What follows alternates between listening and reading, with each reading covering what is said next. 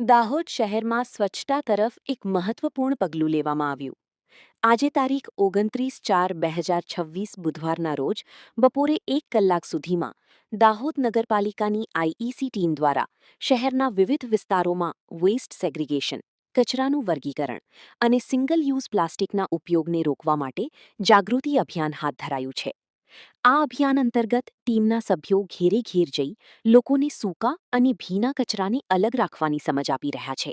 સાથે સાથે પ્લાસ્ટિકના નુકસાનકારક પ્રભાવ વિશે પણ માહિતી આપી લોકોને પર્યાવરણને બચાવવા માટે પ્રેરિત કરવામાં આવી રહ્યા છે. સ્થાનિક લોકોનો પણ આ અભિયાનમાં સારો પ્રતિસાદ જોવા મળી રહ્યો છે. ખાસ કરીને મહિલાઓ અને બાળકોમાં જાગૃતિ વધતી જોવા મળી રહી છે, જે ભવિષ્યમાં સ્વચ્છ અને સુંદર દાહોદ બનાવવા માટે મહત્વપૂર્ણ સાબિત થશે.